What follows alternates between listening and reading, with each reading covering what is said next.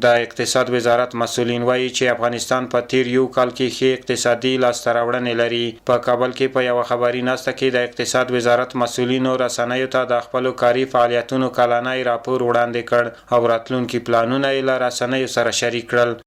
د 1 میلیارد او 640 میلیونه ډالرو په ارزښت مجموعاً د 3583 پروژو د تطبیق پلان د موسساتو د واحد بودیجې د معلوماتي سیستم له لارې اقتصاد وزارت ته راپور ورکړل شوی چې له دې جملې څخه 2233 پروژې چې د ټولو پروژو 62% جوړوي د روغتیا، ښوونې او روزنې، کرنې او اوبو لګولو، ټولنیز خوندیتوب، زیربنا او د پیښو پر وړاندې د مبارزې په سکتورونو کې بشپړې شوي او پاتې 1340 پروژې تر کار لاندې.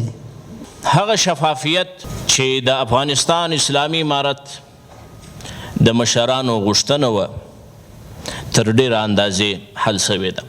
د اقتصاد وزارت مسؤلینو وویل چې د میرمنو په کار باندې مطلق بندیز نه دی لګول شوی او همدا اوس مهال په لسګونو زره میرمنې په بیلابیلو سکتورونو کې کار کوي چې تر یو لړ اصلاحاتو وروسته به ټولې میرمنې بیرته خپلو کارونو ته ور وګرځي.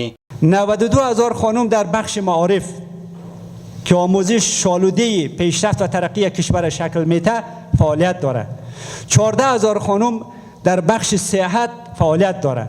در میدان هوایی خانم ها هست، در بانک ها خانم ها هست. ببینید، اما برای ایجاد یک بستر اصلاحی بارها تاکید شده که تلاش در جریان است و امیدوار هستم که این در یک بازه زمانی کوتاه اتفاق بیفته تا آنچه که مورد انتظار هموطنان ما است او به منصه ظهور برسد. د اقتصاد وزارت مسؤلینو د هیواد په کچه د لویو بنسټیزو پروژو د پلي کېدو په اړه ټینګار وکړ چې تر ډیره به د هیواد اقتصاد ورسره پیاوړی شي او خلکو ته به کاري فرصتونه برابر شي.